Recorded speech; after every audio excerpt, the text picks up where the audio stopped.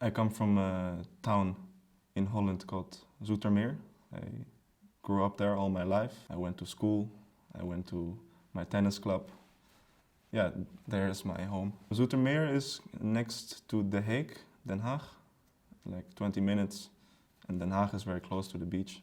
My father is a violinist, my mom is a pianist. My sister is a classical singer, so everyone in the family plays or sings classical music.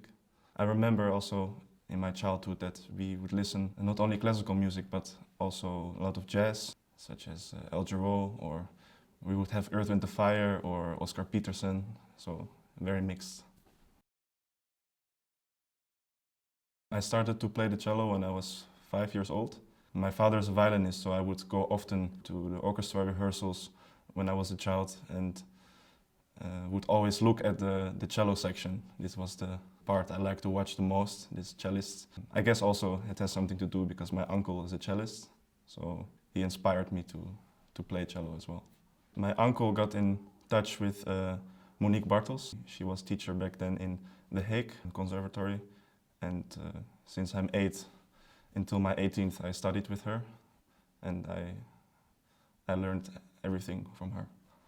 Well, I came in touch through Monique, my old teacher, with Frans Helmerson. So I got in touch with Frans and he was teaching in Berlin. Since a few years I'm studying with him, and now in Kronberg as well.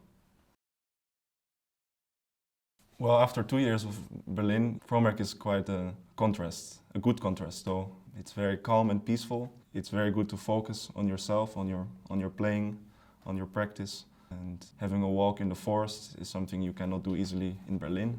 So this is also a great advantage here, to live here in peace and to have a good practice session.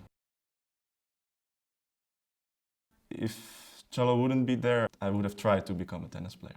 I think it's a very elegant sport, a very tactical sport. For me, it's the perfect sport. You need a long breath. Sometimes games can take hours, and you need a good mentality. You need hard work, of course, like all other sports and professions. We could learn more from dogs, I think. Every time you see them, they're in good mood. It's always 99.9%, it's always happy. They cannot get mad at you. Even if you, by accident, very rarely you step on their paw or on tail. They immediately forgive you, and I think they forget it also. I think that should inspire everyone. There are so many things you could change, but if I would look more realistic, I mean, I could say no war, but this is maybe too much to ask. I would say maybe to have more classical music education for children.